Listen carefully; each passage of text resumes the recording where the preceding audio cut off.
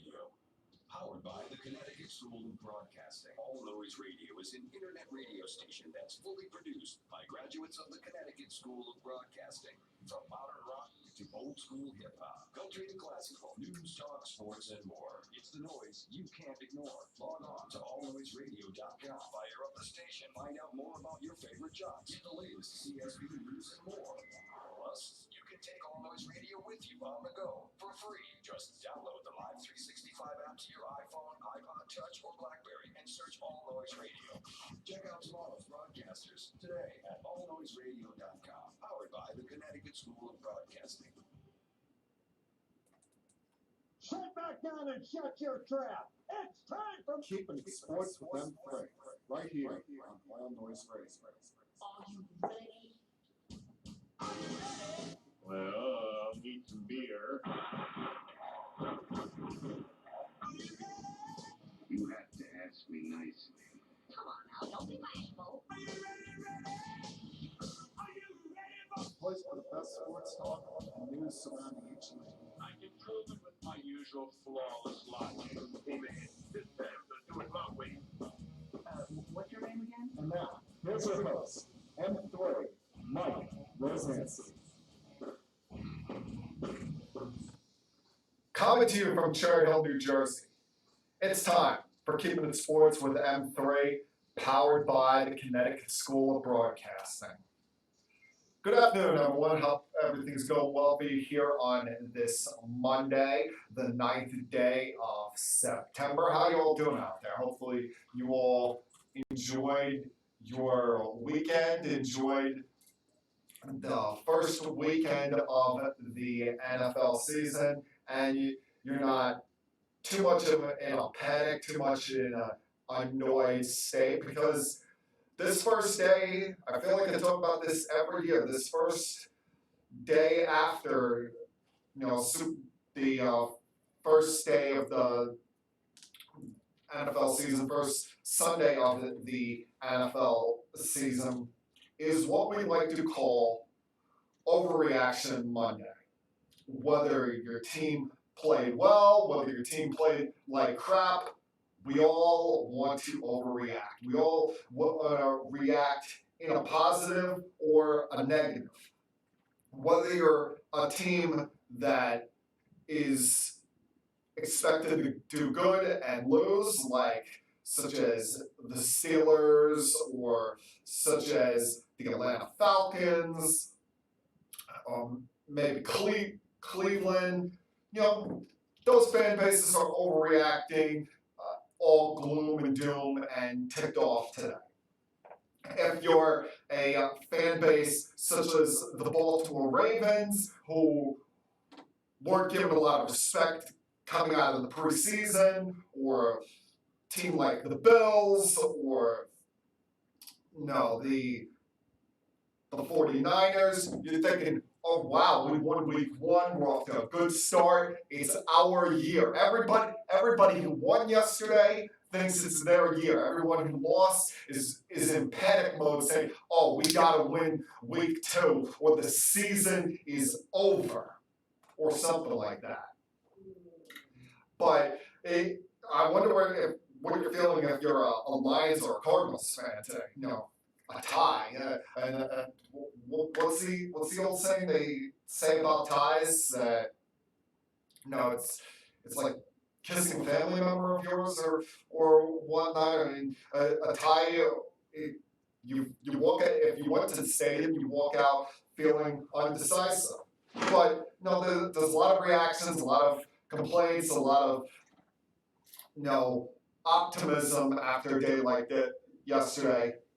Not a lot of optimism, though, here with our two local teams, the Giants and the Jets, who lost two very different games on Sunday afternoon.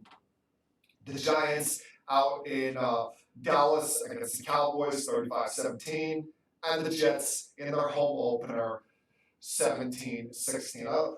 With the Giants, I didn't come into this year with very much high expectations. I came into this year with the thought that they are 6-10, 7-9 team at best, and if everything went right, they could go 9-7 and at least be a factor heading into the final month of the season. I came in with the thought process that a lot of what goes on this year we'll be talking about when are we going to see the rookie quarterback Daniel Jones, who got a little bit of run yesterday in the later stages of this game due to the fact that it was 35-17 in the fourth quarter. Get Eli Manning out of there, save him from getting beaten up too much. So I can understand what Pat Shurmur did there. Because let's face it, this game was not lost because of Eli Manning. It was not lost because of the offensive line. This game was lost due to the fact that it's the defense's fault and Pat Shurmur when it comes to some of his decision making, whether it be he's having Eli Manning run plays where he's rolling out, and we know mobility has never been Eli's strength, or the fact that they're not giving Saquon Barkley the ball. 11 times yesterday through the first 3 quarters. 11 times. He's averaging 10 yards a carry, and you only give him the ball 11 times. Your offensive line is keeping their defense in check. They didn't let DeMarcus Lawrence try and wreck this game at all. And all of 11 times you give the ball to arguably the best running back in the league. What was also glaring about this game is, as well as Ingram played, he needed some help. And you got rid of guys during this off season that could have been a help.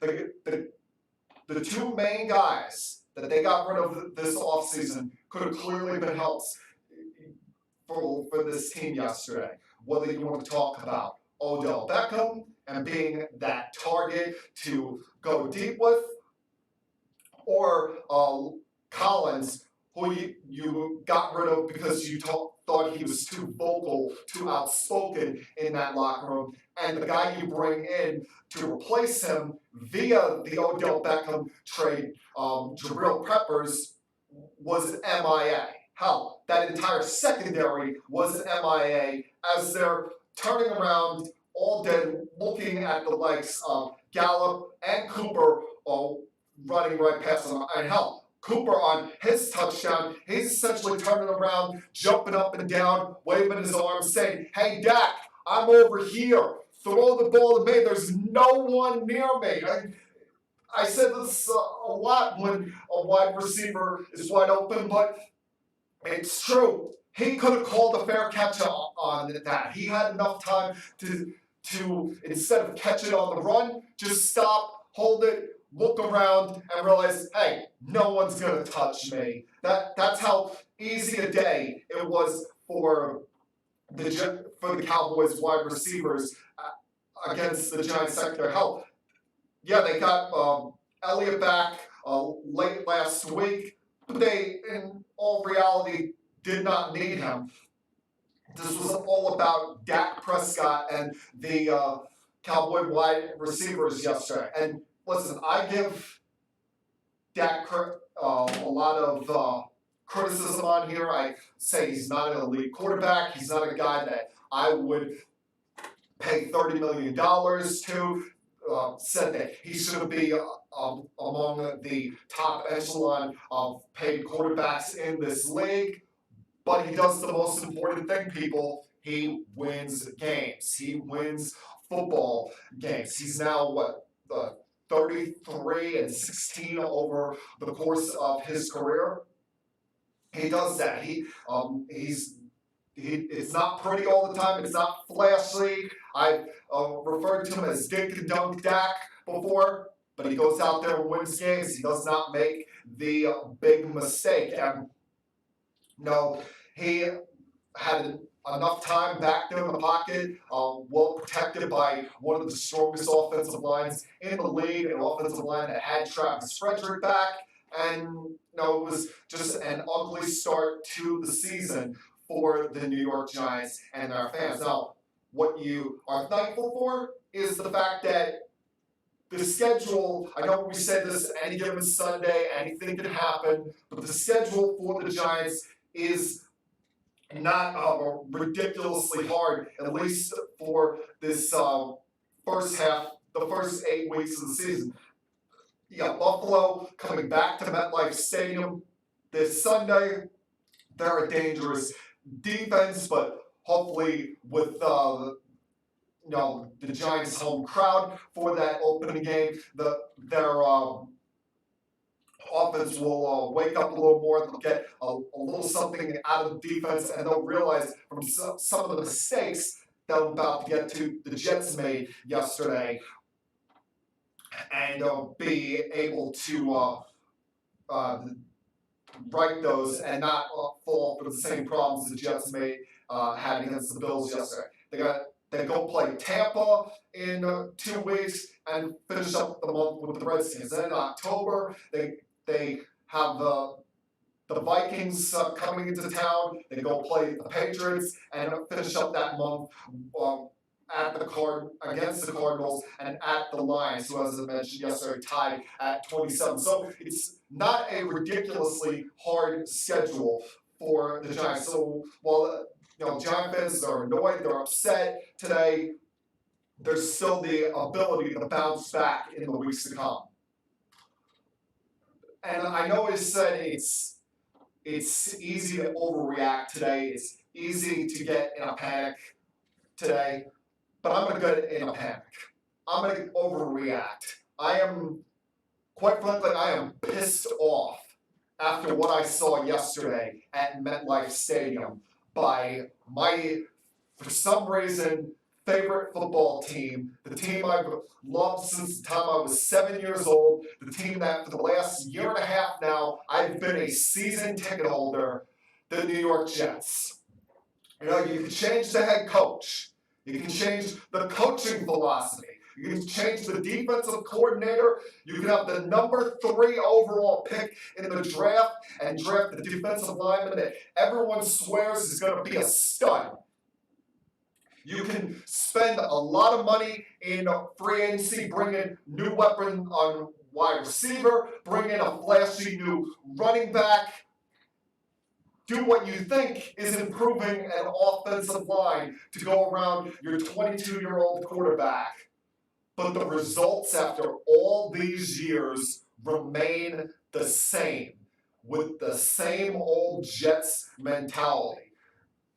They continue year after year to suck me in, to have me come in with this false belief, this false positivity, only to let me down in the end. Because yesterday should have been a fun day at MetLife Stadium. Yesterday should have been an exciting day. The second year of Sam Darnold as the potential long-term franchise quarterback. You add Le'Veon Bell in free agency, add a quality wide receiver in Crowder via free agency. Make upgrades along the offensive line, veteran upgrades to an offensive line that you hope is stronger. You add a middle linebacker in C.J. Mosley. You're hoping, this is a year the Jets are going to be competitive. And all that hope and positive mindset is taken out of you, taken out of your cells in the final, 20 minutes of this game, the third of the proceedings on Sunday afternoon, because only the Jets could get out to as strong a start as they did. Only the Jets could have you all hyped up and jacked up, where in the first 5 minutes, C.J. Mosley picks off Josh Allen and takes it back to the end zone to put them up. And then you get the deflating moment where Vedvik misses the PAT after the pick six. Only the Jets could start off the third quarter with a safety by Brian Poole, put you up 8-0. Then they get you all jacked up and excited by going up 16-0 after you think that the referees are screwing you when they call back the touchdown by Griffin because there was an illegal pick play, even though we see that pick play on every play. They, on the review for the first time in Jets history, it won't be the last, call an offensive pass interference on review. They reverse the call, but two plays later, Le'Veon Bell catches a 9-yard pass for a touchdown. They make the 2-point conversion, go up 16-0. But then it started to turn into the same old Jets mentality, where you're seeing them make stupid penalties, whether it be on the following drive, on third down. Henry Anderson commits a roughing the passing penalty on third down, which if he doesn't make the fourth step, doesn't touch the quarterback, you're off the field, and the Jets are getting the ball back 16-0 and can start to wear down that clock. I wasn't concerned when the Bills put up the field goal to make it 16-3, but as soon as Allen ran in for the 3-yard touchdown to make it 16-10 with 10 minutes left, I knew they were going to lose this game. I just had that gut feeling because they're making ridiculous penalties all game long. They are leading the turnover battle 4-0. Should have been 6-0, but May dropped an interception at the goal line on the following drive by the Bills and had one interception called back on a pass interference penalty. You look at the mistakes made by the quarterback and the coach. Now, quarterback, yes, young kid, 22 years old, but these are mistakes he's making that a second-year quarterback should not be making. And the most important one of them all is holding on to the ball too long, because he's behind an offensive line that should be improved talent-wise, but you can tell is very rusty because they didn't play much of the preseason, and these guys don't have a cohesiveness because this is the first game in which they're all playing together. So they're going up against a Buffalo Bills defense, which has the potential to be ferocious and is up in the kid's face for most of the game. And in the fact that you have a head coach that on third down is being ultra conservative and not willing to let your young quarterback throw the ball beyond the line of scrimmage. Every play or beyond the line to go. Every play is either at the line of scrimmage or before the first down marker. Unless I'm missing something, they were not taking shots down the field until the real final drive of the game. I'm not talking about that last drive they had with 12 seconds left because there wasn't going to be any Miami miracle there. I'm talking about the last drive in which Robbie Anderson clearly had a first down right then and there, but he dropped the ball. He overruns the ball, tries to come back for it, but doesn't come back all the way, tries to make a shoestring grab. He keeps coming toward the football. Possibly you get a pass interference penalty called against Levy on the play because he wasn't looking at the ball.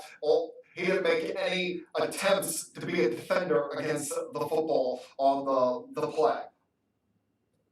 You have a Le'Veon Bell, who is his Jet debut and is doing quality work here, but it could have been so much more if the offensive line would have protected better and actually given him some space. I mean, it's impressive the fact that he was even able to get 60 yards on the ground and be able to convert a fourth down on the final drive after Robbie Anderson's aforementioned drop in inside the 30-yard line. And Crowder was phenomenal for the Jets yesterday, but a lot of his catches were dink and dunks on slant passes or plays across the middle. And you saw a lack of use of Ty Montgomery. He had only 2 carries after being a guy that looked like in the preseason they were going to use him a lot, be a nice complementary piece to Le'Veon Bell.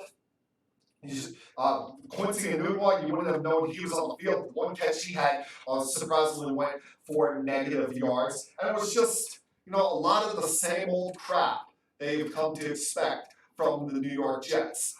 I mentioned the penalties. I mentioned the conservative play calling by Adam Gase, who's supposed to be a quarterback whisperer, even though, let's face it, the most success he's had as a quarterback was when he was essentially the coffee boy for Peyton Manning years back.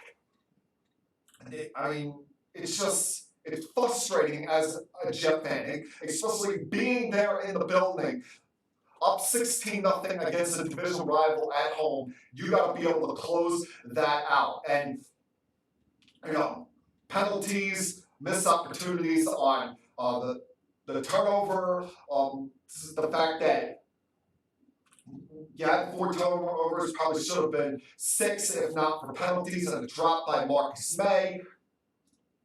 Then you take into the fact that the Bills are giving you a gift. The fact that they're not taking more advantage of this young running back that they have in Singletary, not giving him the ball more, even though every time he had the football was breaking off 20-yard chunks of plays down the field before getting touched. And speaking of getting touched, we knew that the Jet cornerback situation was a real weakness on this team.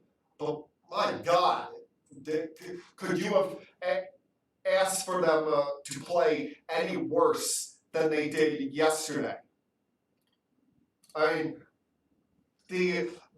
Especially Tremaine Johnson. Tremaine Johnson, you would think that he's still being coached by Todd Bowles. The fact that on several occasions yesterday, he's playing at least 10 yards off of the line of scrimmage. He's looking like, I'll give John Brown a 10-yard head start before even touching him. I'll decide, John Brown, you may be starting at the 35-yard line. I'll back up to the 40 and then decide to come after you again. It's just, as I said, all the way around frustrating. And while I gave a positive outlook for the Giants because of their schedule, it's not a positive outlook for the Jets coming up here. Especially when you look at their upcoming schedule. They play the Browns on Monday Night Football next week. And the Browns, are going to be motivated after their poor performance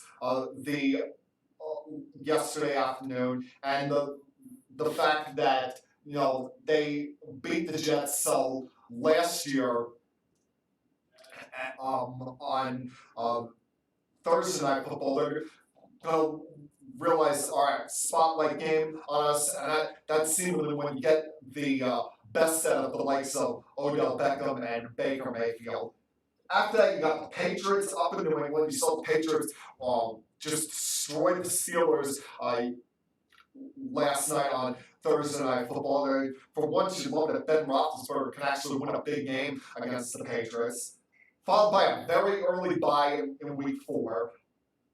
Then they go play the Eagles, who they've never beaten in the history of their franchise. Something like 0-9 or 0-10 along those lines.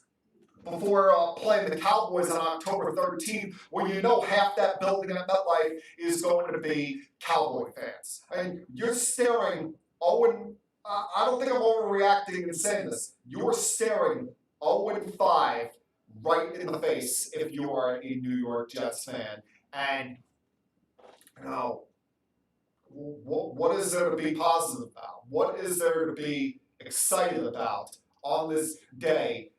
A day that you were looking forward to for a while, and instead they make it a disappointment and have you muttering under your breath as you're exiting MetLife Stadium or you're flipping off CBS. You're muttering under your breath the same words, same old Jets. A lot left I want to get to over the course of this podcast. Give you thoughts on the rest of the action on Sunday afternoon, week 1 of the NFL season. Give you some thoughts on, as I said, it's a day to overreact to whether your team won or your team lost. Mixing some thoughts on baseball with the Yankees winning 2 out of 3 over the weekend against the Boston Red Sox, as well as the Mets and how they did against the Phillies over the weekend, and look at some of the wild card standings and mixing some other things as we go on. Remember, if you feel like calling into the podcast, you're more than welcome to. The number to call in is 856-330-4749. That's 856-330-4749. If you watch it on Twitter, the feed is reacting poorly on Facebook, so I'll try to fix that during the commercial break. But hey, a lot to get to over the next 40 minutes or so here. So sit back, relax, help put your feet up, and continue keeping the sports with M3.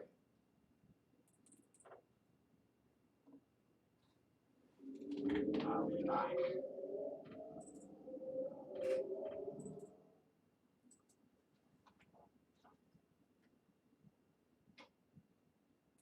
You know, our jobs occupy more than half our waking hours. Shouldn't we be doing something we love? Call Connecticut School of Broadcasting at 1-800-TV-RADIO or log on to gocsb.com. Since 1964, Connecticut School of Broadcasting, with a network of 12 campuses from Massachusetts to Miami, has helped place thousands of grads as DJs, sportscasters, entertainment reporters, behind the scenes in audio and video production, every aspect of the broadcast media. Connecticut School of Broadcasting has trained men and women of all ages and backgrounds in a matter of months, not years. Learn by doing from area radio and TV pros. Call 1-800-TV-RADIO or log on to gocsb.com. Remember, it's never too late to love what you do. Day and evening classes begin soon. Get trained. Get connected now.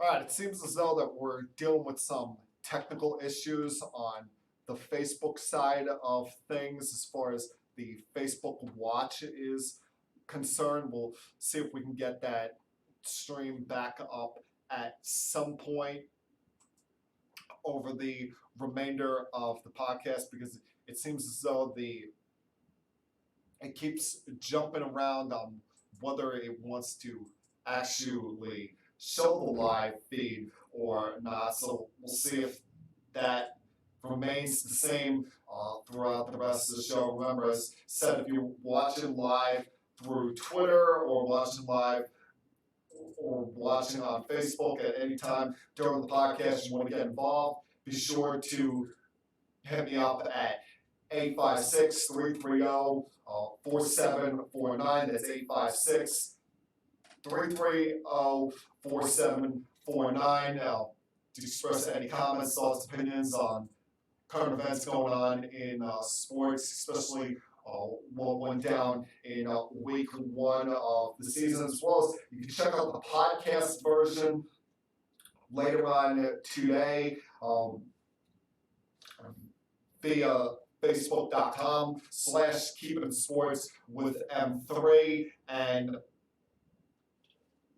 at any time, if you want to send any questions, comments, thoughts, opinions to that source, you're more than welcome to, as well as you can find this podcast each week, the link to that on Twitter at Keeping It Sports.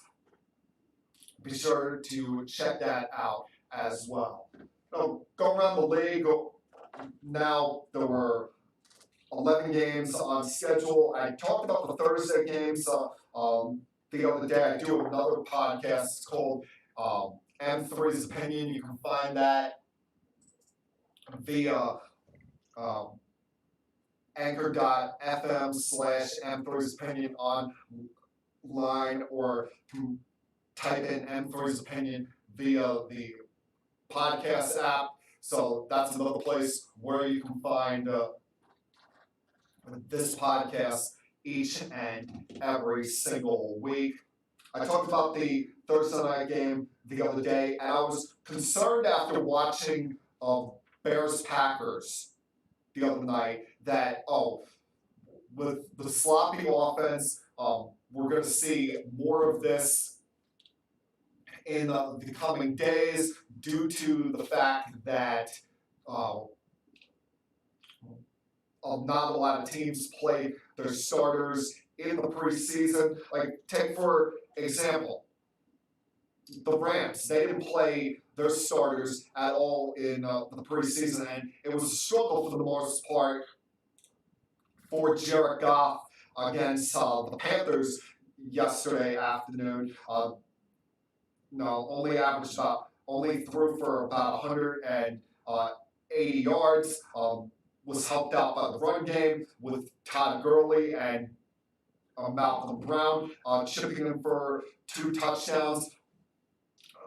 And the fact that the Panthers defense allowed them to get out to such an early lead, and asking a lot there for your team to come back from 2 scores down a couple of times throughout the game. And Cam Newton, he was okay at best, but remember, he is coming off his shoulder surgery, so I think this offseason I'll give him a bit of a pass there, but you can't allow someone to come into your building, go 9 for 17 on 3rd down, run the ball 160 yards down your throat, and expect that you're going to win this game. Plus, losing 2 fumbles throughout the game, that's just a recipe for disaster.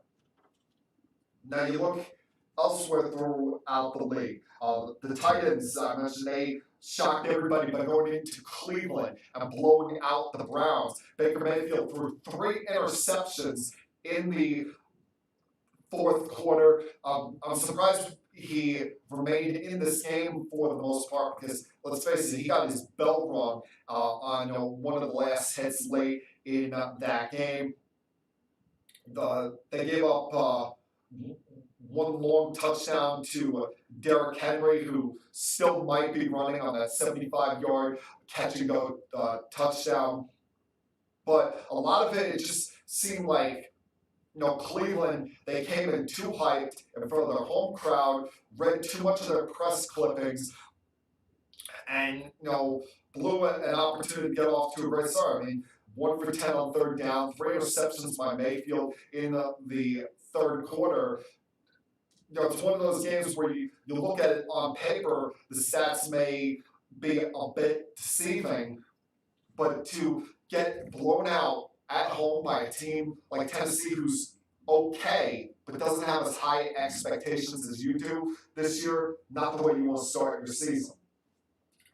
Chiefs keep on rolling, keep the roll going. Patrick Mahomes looking like he already wants to win his second MVP in a row. There was concern there in the second quarter when he left with a knee injury, but he came back rather quickly. The concern, though, from this game, no, the only concern I have from Mahomes is he's still a little bit too reckless. Look, we saw a lot last year where he did these throws across his body, throwing no-look throws across his body. When he had Travis Kelce open for a wide-open touchdown, instead he's throwing the ball away because he wants to be flashy. Hopefully, as he goes on, start to grow up a little bit and realize that just make smart play that's there. Don't always have to go for the flashy play. We saw over the course of Brett Favre's career that was something that was he was too prone to do and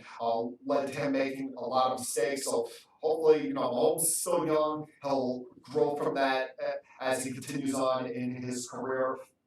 But he threw for 3 touchdowns and 378 yards yesterday afternoon against the Jaguars team, who might already be in concern. The fact that they lost their quarterback, Nick Foles, for what could have been the season yesterday, losing him to a broken clavicle, left side of his collarbone. He's having surgery today, and who knows when he's going to come back. And I know they put their 5th-round draft pick in there, and he played reasonably well. This kid, Gardner Minshew II, he played reasonably well for them yesterday afternoon. So they paid a lot of money with hopes of Nick Foles being their guy. And I feel bad for the guy because this is a guy that he's never gotten a real full chance at being the guy, being the starting quarterback in this league. Now, when he has that chance, when he gets paid, he's got the opportunity to be a regular starting quarterback. It gets taken away from him the first quarter of the first game of the season. But, you wish him the best. Talked about the Steelers' no showing last night in New England against the Patriots. Tom Brady, you look at, he doesn't even have Antonio Brown yet, who get to him in a little bit. He doesn't have Antonio Brown yet, who the Patriots signed late Saturday afternoon. Then without their rookie wide receiver, Keel Harry, who's on the IR due to an ankle injury. And it's basically the same old. You put Julian Edelman and anybody else out there, and Brady's going to hit them. Brady's going to find the wide open targets. And I thought it was quite telling by Mike Tomlin after the game when talking about his team, saying that they weren't ready for prime time. Well, how the hell are you not ready for prime time? It's the first game of the season. Everyone's jacked up and ready to go. What? Just because the Patriots are unveiling their Super Bowl banner? That should be motivation. That should be motivation for, you're standing there across the field. You see this team has always been your kryptonite, unveiling another championship banner, be motivation for saying that's where we want to get to. But instead, your defense goes out there and gives up over 450 yards, and essentially Tom can sit back and be in the recliner in the fourth quarter. Hell, essentially 5 minutes into the third quarter. Unbelievable, ridiculous, just a bad way for Pittsburgh to start their season. The only team in that AFC North that got off to a good start yesterday is the Baltimore Ravens. And I want to give Lamar Jackson credit because he, for at least one day, put all his naysayers in the rearview mirror, shut up all this talk that, he's just a running quarterback by being 17 20 for 324 yards, throwing 5 touchdowns, having a perfect passer rating. But you look at the Miami Dolphins, you say, you're at home, you're home opener. Can you show up? You give up 59 points at home. there's a part of me that says, show an effort, show some pride, show that you actually give a damn. You're down 42-10 at halftime, down by over 40 at the end of the third quarter. But then there's a part of me that realizes, if you're one of those players, why should you give an effort? Why should you give a damn when your organization's not giving an effort or giving a damn? You trade your left tackle, your best wide receiver, and one of your starting linebackers before the start of the season. You trade for all these draft picks. You're essentially, the organization's essentially saying, oh, it's not about this year. We're just looking to build toward the future. So I can almost understand where players saying, they don't care. Why should I care? And the Dolphins players, I can understand them not wanting to put themselves at risk for an organization that really doesn't care about them. And let's face it, we could see a lot more of this to come this season for the Miami Dolphins, especially you look at the schedule coming up for them. They have New England coming up next week. New England's coming down to face them. And I know that's always been kind of a kryptonite place for Tom Brady. But you really expect him to lose against that Dolphin defense after what they just did. Then they go play the Cowboys. They got the Chargers followed by very early bye. You got games against the Steelers this year. They go play the Browns. They're at MetLife to play the Giants. They finish up their season at the Patriots. And it could be a very long year for these Dolphin fans. And the question is, who are those very few wins going to come against if you're Miami Dolphins? My best friend's dad, the great Joe Cooney, explained this to me on Saturday. The Dolphins have a rough first stretch of their season with the Ravens, Patriots, Cowboys, and Chargers before it eases up a little bit against the Redskins, Bills, and so on and so forth later in the schedule. But I still don't understand how you don't start Josh Rosen to start off the season. You traded the draft pick for him, a second-round pick, to get him. What did you want to see what you have out of this kid? What do you want to see if he's capable of doing something before whether you got to draft either Tua or Herbert or Fromm in next year's draft? I mean, maybe you find that Rosen is that guy, and then you can use those draft picks to build around Josh Rosen, to build the team around him. You're going to have 12 draft picks. Lord knows you're not going to use all of them. And at least find some answers and figure out if you have your guy, instead of going to Ryan Fitzpatrick, who's a journeyman for a reason, has never proven to be that guy, has had moments where he's looked very good and moments where he could be the starter for a good chunk of the season, but has never proven to be a franchise quarterback, whether it's Buffalo, the Jets, anywhere of the 1,400 stops he's been throughout his career.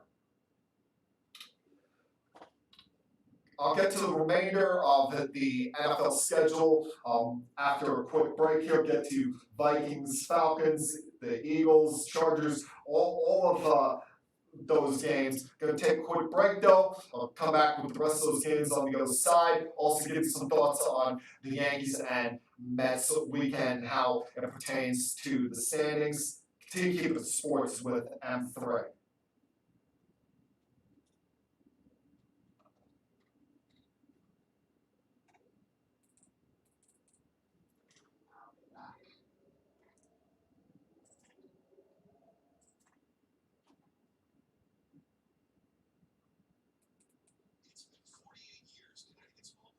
Has helped place thousands of people just like you in exciting careers in radio, television, and the new media. At Connecticut School of Broadcasting, our hands-on approach is different. It's designed to have you spend less time in the classroom and more time in the studios. From the first day, you'll work with state-of-the-art equipment. Learn by doing from our team of industry professionals who come from their studios to ours. The best part about it, you'll learn it all in a matter of months, not years. Connecticut School of Broadcasting has a network of 12 campuses from Massachusetts to Miami. Remember, it's never too late to love what you do. So do what I did. Call 1-800-TV Radio. Step into the fast-paced world of the broadcast media. Day and evening classes begin soon. Connecticut School of Broadcasting. Get trained and get connected now. Call 1-800-TV Radio or log on to gocsb.com.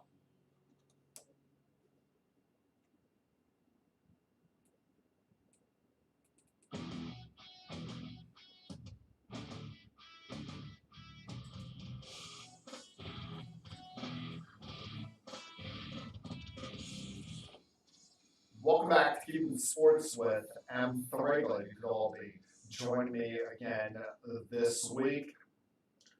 Now, I was thinking about this during the commercial break, mainly with the Nick Foles injury. And I mentioned earlier about how the Giants, late in the game, brought in Daniel Jones just to get his feet wet. And some people have been critical of it, but I thought it was actually a smart idea, a smart decision on Pat Shermer's part, just because you don't want his NFL debut to be his first start. If you can, along the way, get him chunks of game action here and there late in the game, where you can get Eli Manning out, get Daniel Jones in, just get his feet wet, it's all good. Don't have his debut, don't have his first action to be his first career start. Take some of the pressure, take some of the ease off of this kid. But at some point, he's going to be the starting quarterback for the New York Giants. At some point, this is going to be your guy. This is going to be the guy that your franchise is built around at some point this season. So if this season gets off to a bad start, do you maybe have the kid take over after the first month and say trade Eli Manning to the Jacksonville Jaguars? I know Jacksonville just traded for Joshua Dobbs today, but maybe no, Joshua Dobbs is not going to be your answer. Maybe this kid Gardner, Minshew, I'll learn to pronounce his name eventually. Maybe he's not the guy as well to carry the Jaguars. If Eli's playing well, maybe he can get something out of the Jacksonville Jaguars, get a potential useful piece for the from the Jaguars. Trade Manning to Jacksonville, give him another chance to compete for a playoff spot, and here you give Daniel Jones the reins as your starting quarterback, and you get a draft pick that can hopefully get you a useful piece down the road. Just a thought there. Another team that I would have thought would be a good destination for Eli Manning, and I know this was brought up a lot over the last couple of days or the last couple of weeks, especially with the retirement of Andrew Luck, was the Indianapolis Colts, because people thought, Jacoby Brissett, good athlete, but who knows if he could be a legitimate starting quarterback for a team full time. But he played reasonably well yesterday against I keep wanting to call them San Diego, and they should still be San Diego, but the Los Angeles Chargers, as they forced overtime there in California before falling to Rivers and company. He was 21 of 27, threw 2 touchdowns, had an all-around good day for Brissett in his first actual day as the man, his first actual day as this team's starting quarterback. So, no, good for Brissett there. But the real news here is the Chargers getting off to a good start, because the Chargers have always been that kind of team. They start off slow in the month of September, and then as the season goes along here, they start to catch steam. They start to pick up steam in the season. So for them to get off to a good start in week 1, yes, it was at home against a Colt team that not a lot is expected from after the abrupt retirement of Andrew Luck. Give them credit. Anytime you can pick up a win in the NFL, you don't complain. You don't say, "Oh, we're upset about winning." A win is a win, and you just move on from there to the next week and hope to build upon that. Now, the Eagles also are in that mindset. Win is a win, but it was a struggle early on, giving the Redskins 17-0 lead before you could even blink. But Deshaun Jackson showed that he really missed the city of brotherly love, especially with 2 long touchdown drives early in this game and later in this game, both combining for 150 yards and able to lead the Eagles' comeback over the Redskins. Vikings took care of business against the Falcons.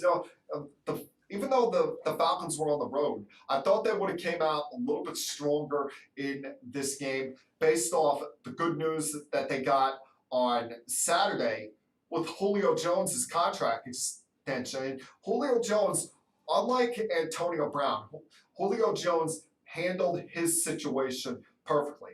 Whereas Antonio Brown, he forces his way out of Pittsburgh. He whines and complains in Oakland because he wants new guaranteed money added on to his deal. Meanwhile, Julio Jones, he doesn't hold out. He doesn't whine and complain. He doesn't try to make an ass of himself, be a locker room distraction. He just goes about his business, showed up to all the meetings in the offseason, all the OTAs, all the preseason games, didn't hold out of any of them, and was ready to go on day 1 and got his new guaranteed contract on Saturday afternoon, 3 years for $66 million. I'm surprised that the Falcons would come out as flat as they did against a Vikings team that, the Vikings, they're coming off a disappointing season, the first year of the Kirk Cousins regime as their starting quarterback. I thought that, that the Vikings would have a lot to prove with how poorly they performed last year, going to only 8-8 with their talent level, and that they showed that anger, they showed that ferociousness, getting to Matt Ryan 4 times, being secure with the football, not losing any of the turnover battle, and just overall stuffing the football right down the Falcons' throat, running for $170. I mean, Cousins, he didn't screw the thing up. He only had to throw the ball 10 times, and why would he need to throw any more than that, especially when you got Dalvin Cook running for 5 yards a clip there. So, strong start for the Vikings. Falcons, it's a road game against a quality team. These kind of things happen there, but maybe they were still a little bit distracted off of the celebration from Saturday with Julio Jones getting his new contract. Seahawks survive against the Bengals. Andy Dalton, who I've always ripped, always criticized, got to give him credit. The fact that he threw for over 400 yards, 2 touchdowns, actually had the lead there late in the game against the Seahawks. Problem was they give up the late touchdown there to Tyler Lockett, and lose this game in Seattle. A very winnable game, a game that they led for most of the first half, but let get away from them thanks to Wilson and that strong defense by the Seahawks. Pretty much a clean game by both sides, and not a lot of turnovers on the Seahawks.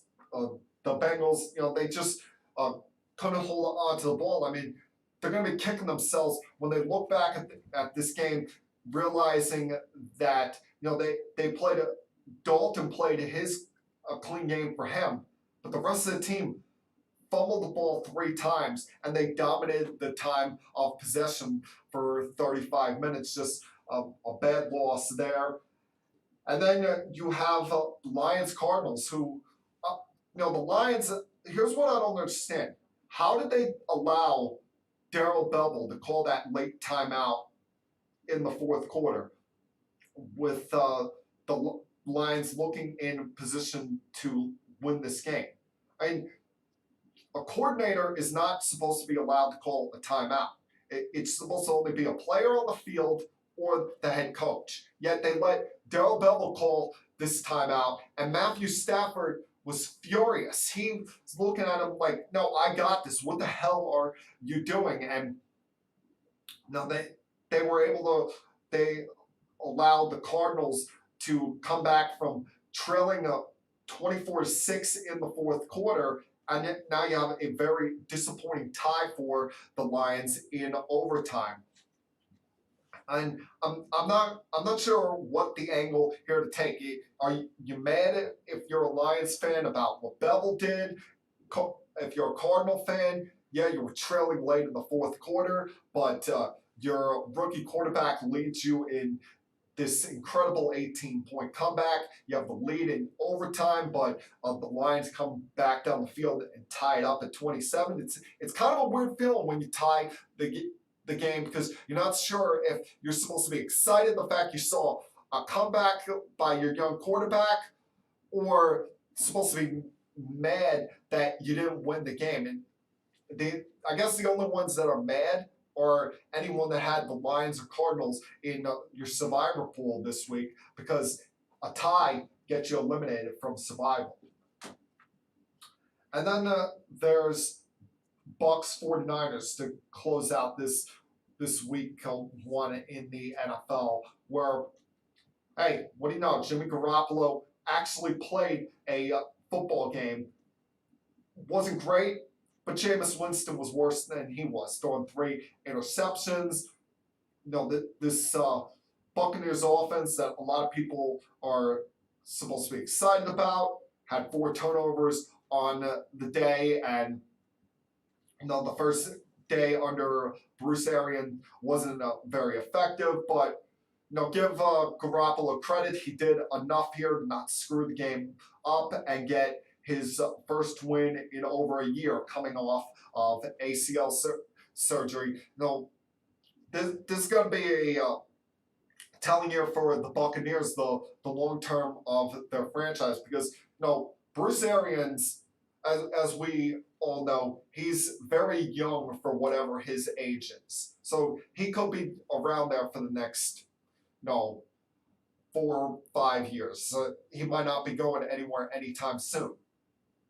Who knows if Jameis Winston is his guy over the long term? Who knows if Jameis Winston is the guy he wants to stick with as his long-term franchise quarterback? They may decide, if this is either prove a time for Jameis if they want to commit to him long-term, or if he doesn't show the growth, show the development they want this year, they may move on and draft his replacement in this year's coming draft.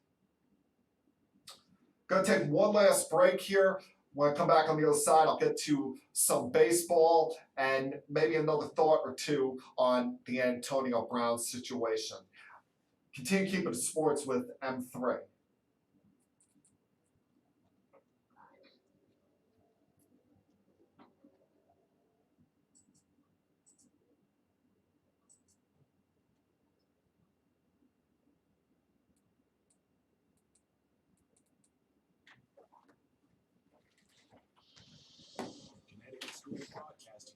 Dick Robinson. You know, the media business has changed a lot since we opened our doors in 1964. Now media content is everywhere, on air, online, on the go. More than ever, companies are looking for people to help drive this new media. At Connecticut School of Broadcasting, you'll get hands-on training on the latest software and equipment in a matter of months, not years. Connecticut School of Broadcasting has placed thousands of grads in broadcast media careers. It's all about versatility. You see a radio station, if you also know how to shoot, edit, and post videos, you become a pretty hot commodity. That's the training you get at Connecticut School of Broadcasting. Connecticut School of Broadcasting with locations up and down the East Coast from Massachusetts to Miami. Call 1-800-TV-RADIO or log on to GoCSB.com. Connecticut School of Broadcasting, the nation's oldest and largest group of broadcast media schools. Redefining training in radio, TV, and new media. Get trained. Get connected. 1-800-TV-RADIO.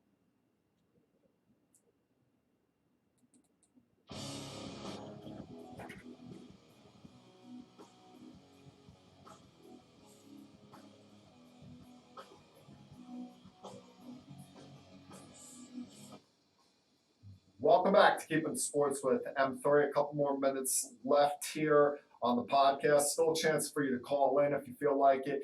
856-330-4749. That's the number to get involved in the podcast. Want to flip the page here to baseball real quick here. A disappointing weekend if you're a Mets fan. Now, you have it right in front of you, a chance to gain ground on a team that you're trailing in the wild card standings. You have an exciting win on Friday night, albeit Edwin Diaz blows the game in the top of the ninth inning with Seth Lugo not available. And then the next 2 days, you get a dismal performance by Marcus Stroman, who hasn't been very impressive since joining the Mets. And then Noah Syndergaard blows the game in the fifth inning by giving up 4 runs and isn't even allowed to stay in longer because they had the bases loaded when his spot in the lineup came back around. So Mickey Callaway was forced to pinch hit for him. And that's when the floodgates opened because that god-awful bullpen just destroyed this game, starting with Paul Sewald, who I can't understand why he keeps going to him in big spots, and then followed by Tyler Batchelor, who walks the bases loaded, doesn't even get an out in his appearance in the 7th inning. And just, these are the 2 reasons why I said the Mets are not going to rebound and get into the playoffs, because outside of Arizona, who they're playing this week, they're playing no one else ahead of them in the wild card standings. They have no more matchups with the Washington Nationals, no more with the Phillies. The only shot here they have is taking a big chunk out of Arizona this week, who they play 4 games with. And essentially, you look at this 4-game series, this is going to decide between these 2 teams who's in and who's out for pretty much the last 2 weeks of this regular season when it comes to chasing the Cubs for that second wildcard spot. Because at this point, I think we can fairly say that the Nationals have a great shot of being at the very minimum one of these wild card teams. It's a matter of whether or not the Cubs are going to either catch the Cardinals or be able to hold down that second spot to assure 2 teams in the National League Central make the playoffs. Now, on the American League side of things, the number one thing I'm watching for right now, not just watching the Yankees on every given night, is watching the race for best overall record in baseball. Because right now the Yankees are at 94-50. The Astros are at 94 and 50. The Dodgers are a game and a half behind both at 93 and 52. And as I mentioned last week, we're going to see how far these two teams go in trying in that race, how far they make that push for it. I mean, you've seen the last 2 days where Aaron Boone allows J Happ to pitch into the 7th inning before going to his big 4 out of the bullpen, even in a game that is at 5-0. Or last night, Tanaka, he pulls him after only 4 innings, but he had built up a pretty high pitch count through those 4 innings, pulls him out and brings in Chad Green to essentially calm down the entire game before once again going to Adam Ottavino. And the same thing I'm sure will be asked to AJ Hinch. Same thing will be asked, I'm sure, to Dave Roberts. How far do you push it to get the best record while at the same time make sure all of your horses are ready to go for the postseason? The other question that's going to have to be asked or answered about the Yankees over the remainder of this season is when it comes to the injured players, the guys that they have coming back. And that's mainly Luis Severino, Dylan Betances, and Giancarlo Stanton. I'm not even going to put Aaron Hicks in the mix here because Aaron Hicks had another setback with his elbow. I would be stunned if we see him again this season. But the main 3 guys are Stanton, Severino, and Betances, because I don't expect CC Sabathia, although he's surprisingly returning this week to pitch against Detroit. I still don't see the role for him on the postseason roster. But there are roles for the other 3 guys. It's just a matter of, with Severino, how far can they get him stretched out? He's going to make one more minor league start, it sounds like, before joining the team at some point this week. Dylan Betances is scheduled to pitch for Trenton again tonight. Now, how many more appearances does he need to get under his belt before he's ready to go for a major league return this year? It's weird. We haven't seen either one of these guys this year. It's going to feel like making a trade when they finally do pitch for the Yankees this year.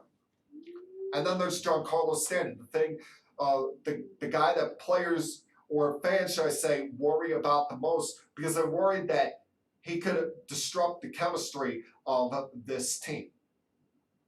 And I'll be honest, as much of a Stanton guy as I am a supporter of him, I worry about how he can disrupt the chemistry. I worry about, and not that he's a bad guy or that he's going to be some kind of problem child, but I worry about the good karma that they've built up with all of these guys that weren't even thought to be regulars on this team this year, coming in and filling in so great for all the injured players. Will it be Gio Urshela? Will it be Maven, Talkman, Mike Ford? What kind of role do these guys fill on this team? Because your locks to be playing right now are Judge and Wright. Looks like Gardner's going to be in center unless Hicks makes some miraculous comeback. But Gardner's going to be playing. Gleyber Torres at second. I know some have questioned whether Didi will play at short, but he's got to play. This guy has done nothing but get clutch hits for the Yankees since joining this team. DJ LeMahieu's going to be playing somewhere. It's just a matter of whether it's first base or third base. And then you have Gary Sanchez at catcher. So now you're deciding between Giancarlo Stanton, Luke Voigt, Edwin Encarnacion, and Gio Urshela for the positions between DH, first base, third base, and left field, depending on where they play LeMahieu. the health of Stanton, if he's healthy enough to play the outfield, or they decide to go with someone like Mike Tauchman in the outfield. But if Stanton's healthy and gets enough bats under him, then he's going to play left field over Mike Tauchman. Even if he's not batting high in the lineup, they'll put him in there batting 7th or 8th, hoping that still brings fear upon the opposing hitter, having a past National League MVP in the lineup there. So then you look at the other questions in the lineup. Urshela, Voit, and Encarnacion. Who plays? Who gets those spots in the lineup? Who do you have? Encarnacion DH, Voit at first, and LeMahieu at third? Or do you play LeMahieu at first to get Urshela's glove in there at third, and then you're deciding between Encarnacion and Voit at the DH spot? Those are questions that are going to be asked over these last couple weeks, and we're not going to get the answers to those until we get to postseason time, until we get to that first week of October, and we see, is Giancarlo Stanton healthy? Does Luis Severino get his pitch count up to a point where he can be a starter? I mean, so far, it's been so good. He's gotten himself up to 50 pitches. My goal the whole time has been to get him to at least 85 by the end of this regular season. It looks like that can happen, but do they push it? Do they allow him to get to that point? Or do they decide, let's go with Chad Green as an opener and then Severino as the bulk guy after him, leading to the rest of the bullpen? I mean, it's going to be fascinating to see how Boone handles this. You know, this mix of wanting to get your guys enough work, but also be cautious and not push them too hard. But at the same time, trying to get that berth, trying to get that home field advantage berth in the postseason. Because as we saw with the Astros and the Yankees in the ALCS 2 years ago, home field advantage in the postseason can be extremely valuable, especially when you look on the Astros side of things and you know Zach Greinke's past in the postseason and how he may have more comfort pitching at home than pitching at Yankee Stadium. And the fact that the Astros aren't necessarily rolling the nasty boys out there out of their bullpen. Going to be fun, going to be interesting to watch over the next couple weeks. And I'm sure this is not the last time I'm going to be talking about the returning injured players, the way Boone works out the lineup, and how the teams handle the battle, the race for home field advantage in not just the American League, but for the entire postseason in general. The fate of the World Series could be decided in these next 3 weeks, depending on who gets that home field advantage. And that, my friends, was Keeping It Sports with M3 for Monday, September 9th, 2019. Everyone, enjoy the rest of your night, enjoy the rest of your week, and I'll talk to you guys again, same time next week. Peace.